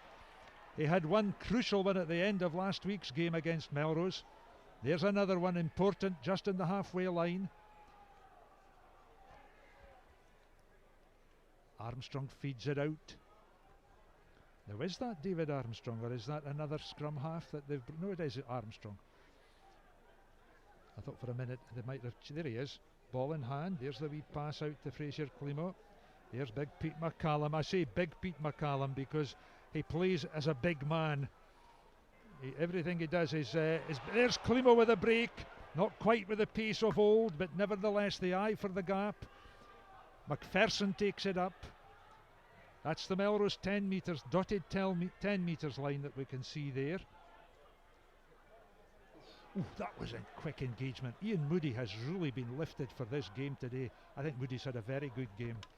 Every time I've seen Moody play for Melrose, I think he's an outstanding player. Very comfortable with ball in hand. Good attacker, good defender, good in the set piece as well. But it's Ayr who have the bit between their teeth in terms of attack here, but they can't break the Melrose defence. There's Moody off the line again, Bill. Up quickly, putting pressure on. There's Carroll with a wee chip ahead, looking for McCluskey in that right wing, but it's an awkward bounce for Fraser Thompson, the Melrose full back, to deal with there. It just kicked on and went into touch. There was no chance of a high bounce for him to gather and counter from. And you can see from that picture there, Luke, how long it's taken the players to get up. There's been 2 or 3 exceptionally long phases of play. It's been end to end. There's been a lot of turnovers, and it's the end of a long season. And that picture there tells you how hard the players are working and how tired they are. And there's some royal visitor. Fantastic to see Scottish Rugby's patron here, Royal Highness Princess Anne, taking in the BT Cup final next to Rob Flockart, Scottish Rugby president. It's great to see her supporting the rugby here at BT Murrayfield. Indeed it is. Ian Moody with another wonderful jump and take. They get a wee lift up, you know, just as they say down in Hoyk, a wee dukes. And it just helps the jumper that little bit. Oh, what a fabulous take by Armstrong. Here they go again. Chance here for the wee winger Gossman. Look at these twinkling feet, but what a tackle by George Taylor, covering well for Melrose. Now McPherson, Godsmark. In fact, Craig Jackson has to do the bulk of the tackling. Again, they work the narrow side. Kind of wild distribution by Ross Currell that time, but still Ayr managed to tidy it up. James Head, bang, right into the thick of it. Very fast engagement. Then the kick through, a change of tactic. Up goes Gossman, back goes Colvin. Ball in touch. Well, the last two phases of play have resulted in Ayr kicking, and it's a result of some excellent Melrose defence, but also it's some really astute play from Ayr. They've had 2 or 3 knocks at the door, there's nothing there, they've gone one side, they've gone the other, still that defensive all's there, and it's really good play by Ayr because they're just chipping over. It was Curl the time before, it was Armstrong there, making Melrose turn. Yes, they're giving up possession, but rather than go too far, not get any momentum and lose a lot of energy, good kicking game by Ayr, and now they can apply pressure on Melrose. Lovely take again in the line out by Ian Moody for Melrose, and they've decided to drive this ball a wee bit. There's McAndrew, that kind of slid off his boot just a wee bit, so it's found touch. There was never any doubt about that, but perhaps not quite as far upfield as he would have wanted, because that is the Melrose 22 metres line. Yeah, and we'll see Ayr getting clarity in the call. Lewis Anderson going to the huddle to figure out where this is going. We've seen so many different, Bill, so many different variations, haven't we? Round the front, round the tail, a drive, we've had a short line out. So it's very difficult for Melrose and their defence to understand what's coming. I was just going to say, I wonder if we'll see a wee cute move by Ayr. There we go, round the tail of the line out. There's McDowell. Look how quickly Nick Bevan, number 3 for Edinburgh, with a black beard just out of the middle of the picture here. Look, there he goes in the tackle. He got off that line out so quickly there. Here's Climo spreading it wide. Armstrong up from full back. Good ball for Armstrong. And the take on by the forwards. James Head putting in a very important tackle there for Melrose. Yep, penalty comes, and the drop goal attempt. Back they go. The drop goal went wide. There's a wee stooshy there just on the far side as players begin to lose their composure, which is not good at all at any time, but certainly not with some 19 minutes gone of the second half. No, just almost evident in the final quarter, and it's a frustration. They realise how close this game is, they realise how much is at stake, and it's frustration because it was Melrose were penalised, and I think George Hunter knew Melrose had been penalised. He tried to clear, I'm not sure who it was in all honesty, off the ball, and then from there there's a wee skirmish, but if nothing else, it gives the guys a rest. Ross Carroll a smile on his face. He was probably quite glad of 2 or 3 minutes of rest after what has been a really open game. But you're right, Bill, it's a crucial moment. The referee Lloyd Linton's talking to Pete McCallum and Bruce Colvin at the moment off camera, settling them down, explaining his decision and saying, I'm pretty sure he'll have no more of that. And Ross Currell is playing his last game for Ayr as well, because he retires at the end of this season, which will be today. And yeah, there he is. He's been such a great servant for the Ayr club, a very feisty, combative character. I mean, works on a short fuse, does he know? Oh, he does, aye. Ryan, you got experience of playing against him or with him? Against him, I think, and he certainly had the short fuse in as well. Look, I think this game is this last 20 minutes is going to be crucial. I think Melrose have really, they've struggled the last 5-10 minutes, I think, because of the replacements they've had to make. Jason Baggett's gone off injured. They've put Bruce Colvin on the wing. Craig Jackson's come in at 10. So there's been a few changes, and a lot of that started back at the scrum that they had, that scrum opportunity they had when Ross Currell ran to the opposite end. And I think ever since then it's been all Ayr. Ayr have been, probing away at the defence, the Melrose defence, which James Head has actually been outstanding. His line speed has been excellent. Some of his spot defence, his one-to-one tackle has been great, but the little kicks over the top are actually now they're slowing them down that little bit more, and Ayr are just beginning to get that on top that little bit more. Here's Climo then with a crucial penalty for Ayr, and he's popped it over, so Ayr go further ahead now. It's Melrose 11, Ayr 18, and they're into the last quarter of this cup final at BT Murrayfield, the 22nd cup final that's been played. Yeah, Ayr have managed the last 10 minutes really, really well. As Brian Eason says, maybe as a result, 1 or 2 changes disrupting the flow, a little forced changes disrupting the flow for Melrose. But this, you don't panic if you're in Melrose positions, but I think they really have to go after this game, because Ayr are such a quality side. If they get momentum, the decision makers at 9 and 10 are excellent. Their physicality up front will allow them to manage the game very, very well. I think Melrose have to go at it and take a chance. Carrollin with the clearing kick after 2 hit-ups by the forwards. Long downfield ball caught by Thompson. Infield it comes. This is Craig Jackson. Powerful player, Jackson. Long kick downfield. Anderson, out it goes. Gossman is away. Oh, it was forward. It was forward. Wow, it must have been close, that one, Bill. Very. That must have been close. As actually Grant Anderson caught the kick. He read the kick from Jackson well, caught it, almost shaped the kick initially, and then I think they got the call, and he knew all along what he was doing. He pulled out the kick and fed Gosman. It must just have been forward and no more. Grant Anderson, of course, is a very experienced, doughty character. 28 years of age now, but at one time he played for Scotland at 7-a-side, so he obviously had plenty pace, plenty rugby acumen at that stage in his game, and you can still see the rugby savvy is there in this Absolutely. fullback. He's a really good attacking ball carrier, runner, fast feet, powerful, low centre of gravity, hard to tackle, but he's got a mature head in him as well. Makes some good decisions at the back for Ayr. Here's Russell Anderson striking for Melrose. Murdo McAndrew pops it out to Jackson. Long line. Godsmark to Thompson. Thompson can't catch it. Picked up there by McCluskey. McCluskey knocked on as well, so they'll go back for the first infringement, which was the Melrose knock on. Just a wee little error in the pass there, just enough to make Fraser Thompson knock on.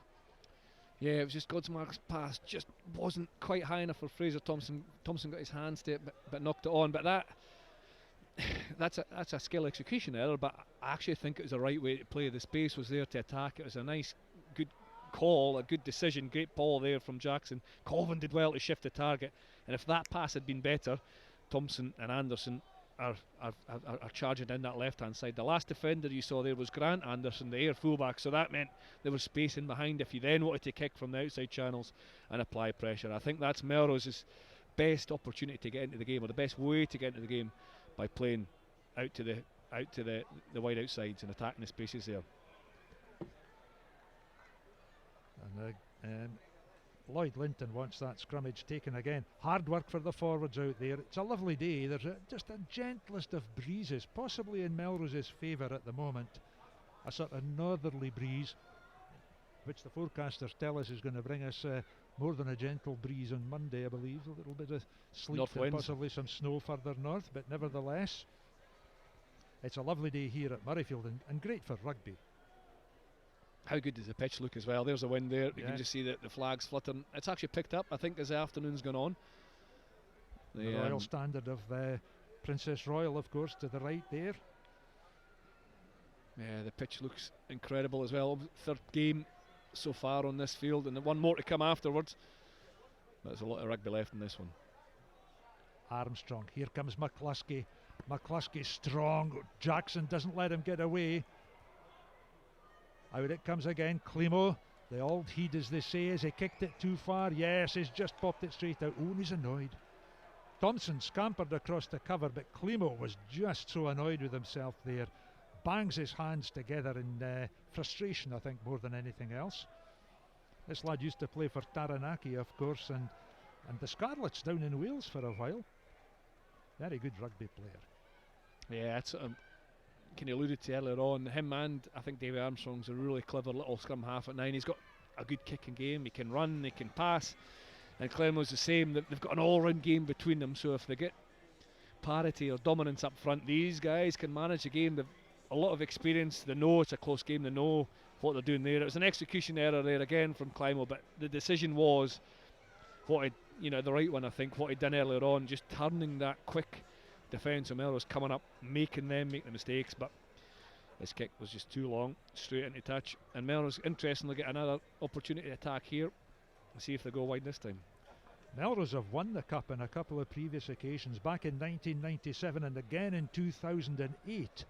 Ayr, however, have won it on 3 occasions.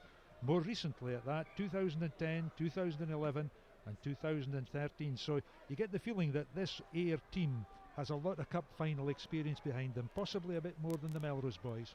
Yeah, absolutely, especially in the key positions as well. But I say there's 50 minutes to go. There's a lot of rugby left in this game yet, Bill. Here we go. Oh, McCallum caught in the follow-up. See how strong he was as Runciman tried to bring him down. And David Armstrong doesn't want ball. He wants the big boys to take it on up front. Bit too messy for me, chaps. Here we are. Now he waits for it. The referee makes sure everybody's on side. Armstrong back into the 22. Oh, and Climo just got away and he's trying to burst the defence there. Peter Eccles may well be on the field now. I think I saw a 21 jersey there for Melrose, but we'll have a look and identify him later on. And again, here they are, the experience of Ayr. Pick and go, pick and go. They've got just under 15 minutes left and they're leading by 7 points. Melrose 11, Ayr 18 is the score. There's a long downfield kick into the in-goal area. Thompson touches down for the 22. Yeah, again, Ayr controlling the game at the moment, aren't they? They just, worked themselves out of their own territory, challenged the Melrose defence, took some more energy at the legs, and then Climo with that left boot found space between Colvine and Fraser Thompson. And yes, it's a 22 to Melrose, but it means exactly what we just saw, Melrose kicking back to Ayr. This is a replay, a lovely touch by McCallum there, a keepy uppy to himself 50 minutes ago in the cup final, touch of class. Back to the live action, and Ayr with a kick by Fraser Climo up in the air. And a ricochet, McAndrew breaks away. Now he's got Taylor inside him, and Taylor's going to run in from 50 metres to score. This is a great breakaway try by George Taylor for Melrose. The gap narrows to 2 points at 16-18, still in Ayr's favour. Well, George Taylor scorches in from over 50 metres. It's Murdo McAndrew who identified the space up the short side. There was a collision just prior to it. It was Climo and one of the Melrose players both getting treatment down in that left hand side, and Murdo McAndrew, as the ball popped out the rack, just took that space up the right hand side, and he had the presence and awareness to feed the ball back inside to George Taylor, who scorched home from 40 metres and got Melrose right back into this game. We said there was a lot of rugby left to play. That's the type of break that Melrose are looking for. Look at James Head working really hard, winning the turnover. The ball kind of spits out the back here, and quick as a flash, McAndrew takes it. Look at George Taylor working on the inside, communicating there, and all Murdo McAndrew has to do is take out David Armstrong, his last defender, and George Taylor runs in from 40 metres and dives over for his first try of the afternoon.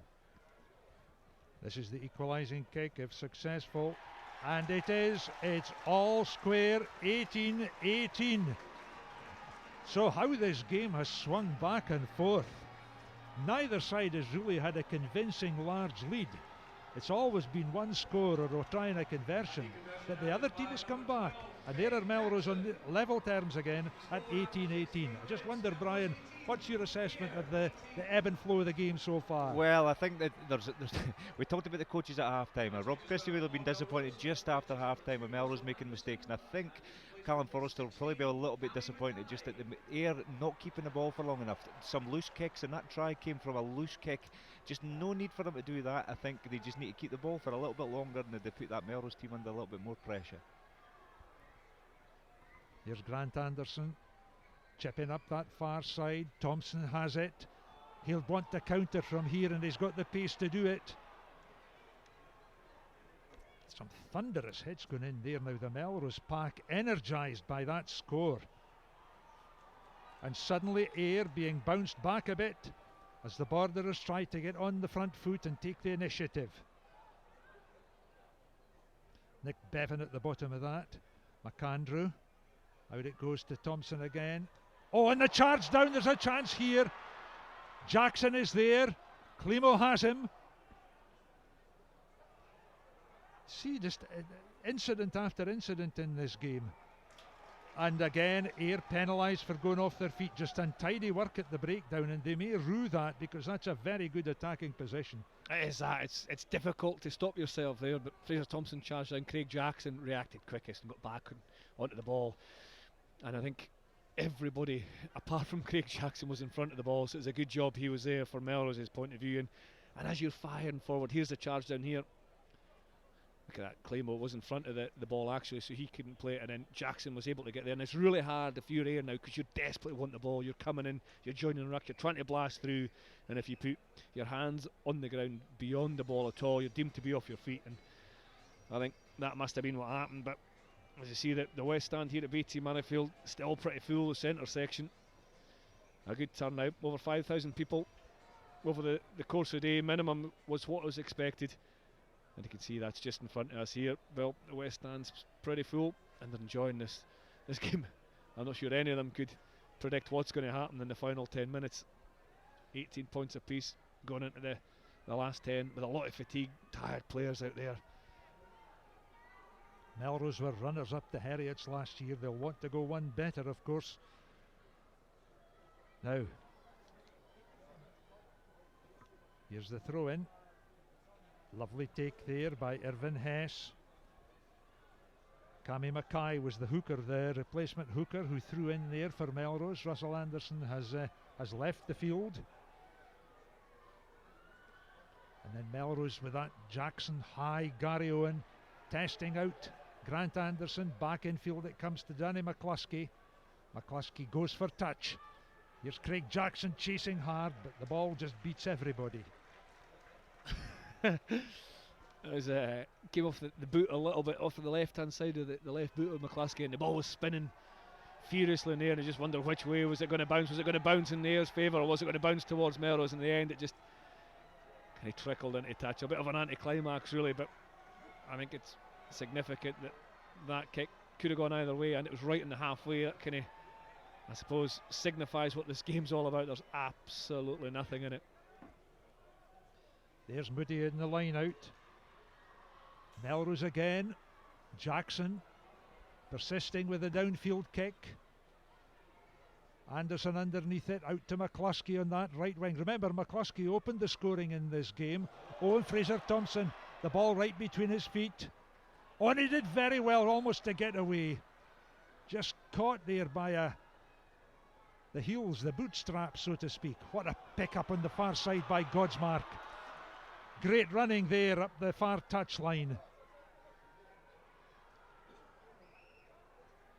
And then Melrose round them like a swarm of wasps, and McAndrew pops it out to Mackay. Melrose Park thump in. I'm not terribly sure what happens if there's a draw, but it's in this little book that I'm passing to Brian Easton, and I'm going to ask him to find out. It's in there somewhere. Because it's 18-18 with about 8 minutes left. And I think they're going to extra time, and I think they play 10 each way, something like that. Yeah, I think it's extra time, and then I think after that, I think it's a tries. I remember there was a semi-final, was it last year, where eventually everything was even after extra time. I think it was between Hawks and Heriots, and Heriots went through because they eventually were the away team. But I think it's after obviously score, number of tries, and then obviously I think in a final you would eventually have a shootout, I'd imagine, of some description, or do you keep playing until the point scored, the golden point? Who knows? We'll have to keep playing until Brian Easton reads the rule book and finds out exactly what happens. It's about 14 inches thick. All of you viewers on Scottish Rugby Television, get your Scottish Rugby handbook out and start texting us in and let us know exactly what happens in the event of a tie. We've got the wherewithal here, and we'll, if we can find it. Oh, I've been handed it by Shona. If scores are right after 40 minutes, scores are level, 10 minutes each way. And if the scores are still level after 10 minutes, the team that scored most tries will be the winner. Well, it's 2 tries each at the moment, so that doesn't count. The team that scored more conversions, it's level in conversions. No, it's not. Is it? Yes, it is. 1 conversion each. Yep. So, and if this doesn't work, the team that scored more drop goals, and there's been none. So we're sharing it, I think. I think they're going to have to take a handle each. 6 months on each mantelpiece. I think they should have a goal kicking competition or something for the back row forwards, or the props. Yeah, the props. Anyway, let's get back to the action, because we've still got a deadly serious game of rugby in front of us here. Tied at 18 points each. Armstrong puts it in. Lewis Anderson strikes back. There's Pete McCallum with a pick up and feed. Dummy runners everywhere. Ross Currell trying to batter his way through. Ooh, that was Stafford McDowell almost in trouble there. Evaded that Melrose tackle very well. Lloyd Linton keeping a careful eye there on the breakdown because Ayr have conceded so many breakdown penalties. There goes Lewis Anderson, I beg your pardon. And that's David Armstrong. There's McDowell. Well marshalled and corralled there by the Melrose defence. Runciman waits, number 7. That's Irvin Hess, who's putting in a power of work today again. And offside by Irvin Hess, just one of these things. He couldn't get out the road quickly enough, but it's still offside. Free penalty kick to Ayr, and they'll use this, I would think, to get themselves down into the corner and try to exert a wee move off a bit of pressure off one of their cute little line-out moves that we've seen this afternoon. Yeah, they've been successful for them, haven't it? As Ross Currell chips out, it's going to be touch and goal just outside the 22, so it's a long way out from the Melrose line.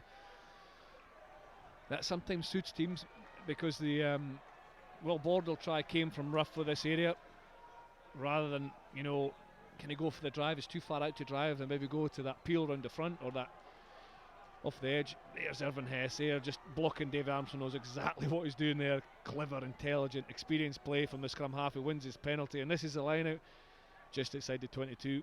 What will we see? Oh, it's a steal, a crucial steal there by Ian Moody for Melrose. Have Ayr won it back? I think they have. It caught everybody by surprise. But look at the vigour with which Melrose's pack is going into that collision there. They've driven Ayr back a couple of metres, and again James Head's playing like a man possessed today. And again they've forced the penalty. Plaudits to James Head. There he is, the big fella with the fair hair and the white knee bandage. Yeah, well done. He's such a physical player, isn't he? He carries hard, he hits hard. Every time he's been asked to make a tackle, it's been maximal effort.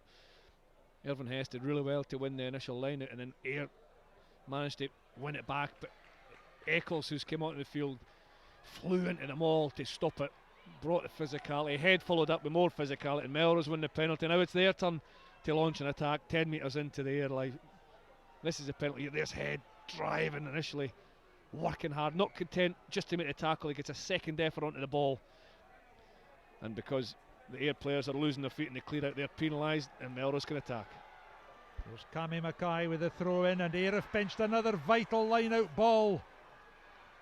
That's 2 in the trot that they've stolen. Well, one that Melrose pinched and Ayr regained it, and that one is a Melrose throw, and Ayr have stolen it. And there's James Head in again, relishing, lining his back in the deck there. Said, come on, let me up, he says. Oh, and a steal. Out it goes Jackson. Taylor along the line, Godsmark. That's Patrick Anderson away out on the far left wing. Melrose again, Jamie Batty. This is promising for the Borderers. Oh, that slipped through Irvin Hess's hands. Crucial tackle there by Ayer's back row. McAndrew feeds Moody. Moody capsized by Lewis Armstrong. Chance here in the touchline for Colvin. And then Nick Bevan, the prop forward's really getting into the game here. Batty, of course, who's played 1 or 2 games for Glasgow, and Bevan, the Melrose tight head, who's played for Edinburgh. Chance here for Melrose, inches away from the Ayr try line. McAndrew, out it goes to Head. Head's had an excellent game. It'd be fitting if he were to score the try that puts him in the lead. It's gone out wide. It's Godsmark gets the touchdown. Melrose in the lead 23-18 as they outflank the Ayr defence at long last. Well, Niall Godsmark comes and scores what may prove to be the winning try. Who knows, but I tell you what, that was a team effort. James Head to the fore, Jamie Batty with 2 or 3 huge carries for Melrose. Murdo McAndrew snapping at the heels every time, moving the ball, moving the target. I thought Head was going to make it here, but look at the determination from the Ayr defence. They called him up, but there's so much space out to the left. Murdo McAndrew knows that, he whips it out. Jackson does the right thing. Really unselfish play to Godsmart. He dodged down. That's Melrose's third try. Is that going to prove to be the winner of the BT Cup? Who knows? That fantastic team try by Melrose, scored by that man Niall Godsmart. Thoroughly deserved after that piece of play. And so Craig Jackson, who's just on the left of picture there, who landed the last conversion, there he is, of George Taylor's try, is a cousin of Rory Jackson, who's played rugby for Scotland, of course, at standoff. So there's tons of rugby DNA in that family. And let's see if this young lad can pop it over. There we go, watch the flags. No, he's pushed it wide, so just 5 points, but time running out, you have to say, for Ayr. They've got a minute and a half left in this BT Cup final, and Melrose have the scoreboard advantage at 23-18. On come the Ayr replacements. Well, number 16, number 17 and number 20. David Young, Justice Sears-Duru and Archie Russell. Well, one of the crucial parts or facets of this game has been kick-off reception. Melrose have taken the last couple, but they've been guilty of leaking 1 or 2 points from it. Let's see how they cope with this. As a wonderful kick goes up, Eccles is underneath it this time. Eccles took it well, turning his back just as the ball came to him. 2 reasons there: A, protection, and B, if he dropped it, the ball would go back and not forward. So good basic skill there from the replacement forward. Here's McAndrew. Oh, look at that charge into the massive pink and black jerseys there lined up on the Ayr defensive line. Craig Jackson, a huge ball. This is adventurous stuff, and away goes Godsmart. Oh, and it's wild. Away behind Patrick Anderson. Chris Patterson to my left just about jumped off his chair there when he saw that pass go wild. Well, credit to Melrose for still trying to play. Jackson's pass I thought was risky, but it was the right decision, and actually freed a lot of space for Godsmart to try and free Patrick Anderson. But Godsmart, just after scoring the try, his emotions are still high, throws a pretty poor pass in all honesty behind Patrick Anderson, and it gives Ayr one last opportunity. We saw this last weekend at the Greenyards. Melrose were in the position, having a line out just in the Ayr 22, and here's the pass again. It's behind Patrick Anderson from Godsmart. This week it's Ayr and Melrose's 22 trying to win the game. Game on. Melrose with 5 points, a 5-point advantage. Here they go, Justice Sears-Duru, all 18 and a bit stones of him. Big laddie. And Ayr are going to try and go for the pick and drive try. Here goes Sutherland. Remember his crucial steal at the Greenyards last week, which managed to let Ayr finalise their victory. Sears-Duru, strong as you like. Big lad from Edmonton. It's held in a maul, and it's over. And that's it, the final whistle. And so they've had ding-dong encounters all season, these two clubs. But finally, Ayr, having won the Premiership last week, Melrose get their revenge this week, because Melrose are the BT Cup winners on a final scoreline of 23 points to 18. Well, thanks, Bill. We'll be back with you for the trophy presentation. It'll be Melrose that lift the BT Cup this week. A fantastic game of rugby of high quality.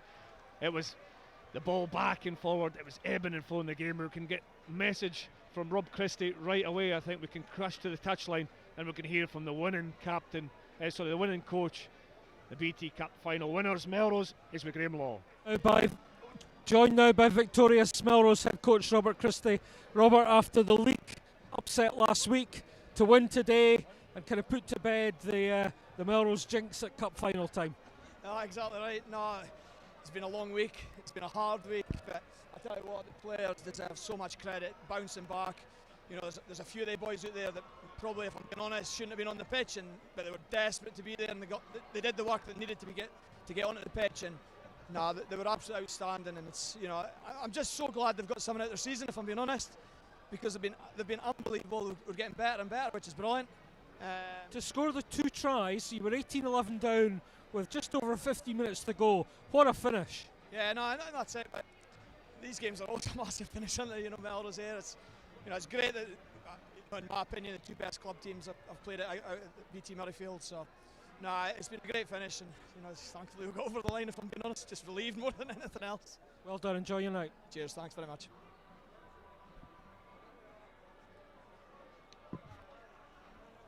Well, thanks, Graham. See, I'm rather excited. Robert Christie there, coach of Melrose, and one or two things that jumped out for me. He said he got over the line. That tells you how close that game was. And they're delighted that they've got something out of their season, because they really have been.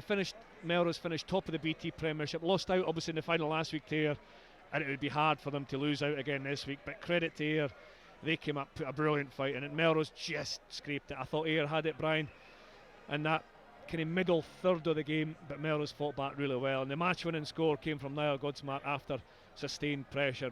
Robert Christie's delighted. Melrose players will be delighted too. I agree with you. I think that middle phase of the game, we both said to each other that Melrose were kind of under a bit of pressure there from Ayr. Ayr kept the ball, and then they started putting the kicks in behind. They started to try and slow the Melrose line speed down a little bit, because the Melrose defence was outstanding. James Head, for me, at the forefront of everything there. His line speed was good, and some of his spot tackles. And they came back into the game. The up and under there. How did they do that? How did they get back into the game when it really did look as if Ayr were? Did Ayr stop playing, as you say, kick too much away, or did Melrose just have the fight to keep taking risks? I think, look, Melrose did have the fight, but we said at half time it would be the team that actually worked on that turnovers. You look at the kick that was put up earlier on. McAndrew broke up the short side brilliantly for Taylor's try. Then they turned them over again prior to Godsmark's try as well. So it was they took away a little bit of the pressure from Ayr by really turning them over really quite quickly. Yeah, well, that man Niall Godsmark, we can hear from him now. He's with Graham Law pitch side. The try scorer, Niall Godsmark. Niall, congratulations, what a finish. Thanks very much. It was quite hard. I mean, Ayr, from after a league win last week, we were trying to come in firing. Kind of stuck in well, both teams. Then we got to try at the end, and then almost myself just make a mistake. But no, credit to our forwards. They performed really well, and we kind of held them out. So quite happy with the win. When you're looking at what happened last week, and then looking with 15 to go, you're trailing by 7 points. Where did you find the resolve, the courage to fight back and win?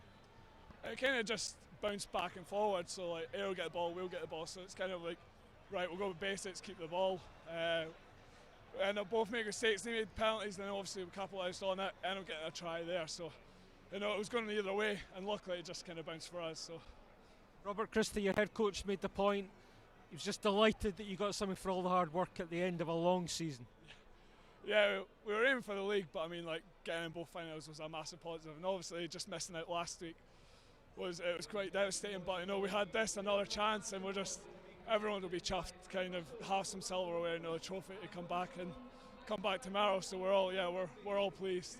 Great, thanks a lot, Niall. Back to Chris and Bill. Thank you, Graham. Obviously, a delighted Niall Godsmark try scorer, and Brian Eason, credited his forwards. They did put a huge shift in that drive, and maul was a big key, crucial part of Melrose' success as well, wasn't it? Yeah, I thought they mauled very well. They did more obviously in the first half than in the second half. But they really took the game to Ayr from, I think, probably after the first 10 minutes. Ayr were in dominance, and again in the second half probably in a little bit more dominance. But Niall's saying there that he gives it to the forwards there. I would agree. I thought the forwards were outstanding. Grant Runciman getting man of the match rightly, but also that James Head we picked out as well, and the way they scrummed. The first couple of scrums were under pressure, but then they picked it out again and scrummed pretty well in the second half as well. Yeah, it's a sign of two quality sides. I think there's a huge amount of respect for both sides, obviously, for what happened last week and then followed up this week. Two different games, Bill, but we'll let you take us through the presentation. The Ayr side coming up first to collect their medals. So there's obvious disappointment there in the faces of the Ayr boys, in the sense that they didn't win the final, but they put on a very, very good performance, and they can be pleased with the way their season has gone as well. So they troop up. There's Justice Sears-Duru there, the Canadian, who had such an impact in the last 5 or 6 minutes.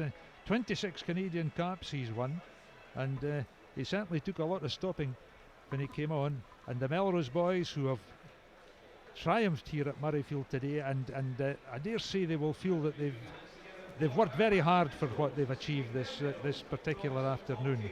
Disappointment last week, and the Ayr boys get their medals from the Princess Royal and from Rob Flockhart there, who's president of the Scottish Rugby Union this season. Words of consolation from the Princess Royal. And we're just seconds away now from, there's man of the match, Grant Runciman, leading Melrose up.